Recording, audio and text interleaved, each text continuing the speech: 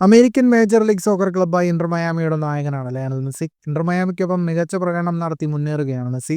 2023 Inter മയാമിയിൽ എത്തുമ്പോൾ 2.5 വർഷ കരാറായിരുന്നു Messi ഒപ്പുവെച്ചത്. ഈ കരാർ ഈ വർഷം ഡിസംബറിൽ അവസാനിക്കും.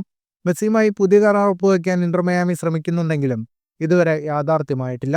മെസ്സി ക്ലബ്ബിൽ തുടരുമെന്ന ശുഭപ്രതീക്ഷയിലാണ് ക്ലബ് മാനേജ്മെന്റെങ്കിലും താരം പുതിയ തട്ടകം നോക്കാൻ സാധ്യതയുണ്ടെന്നും റിപ്പോർട്ടുകളുണ്ട്.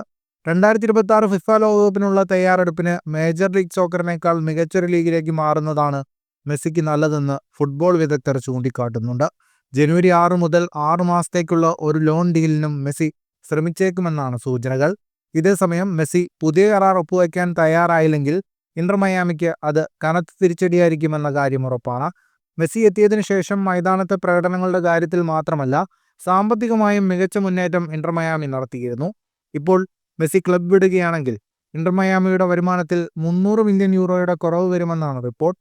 ഇത് ഇന്റർ മയാമിയുടെ സാമ്പത്തിക നിലയെ തകർക്കും.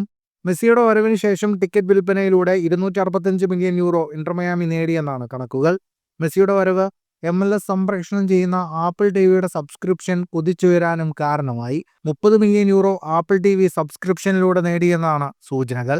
ലയണൽ മെസ്സി ഇന്റർ മയാമി വിട്ട് പുതിയ ലീഗിലേക്ക് ചേക്കേറിയാൽ ക്ലബിന് മാത്രമല്ല മേജർ ലീഗ് സോക്കറിനും കനത്ത തിരിച്ചടിയാകും. നിലവിൽ ക്ലബിന്റെ എക്കാലത്തെയും ഉയർന്ന ഗോൾ വേട്ടക്കാരനാണ് മെസ്സി.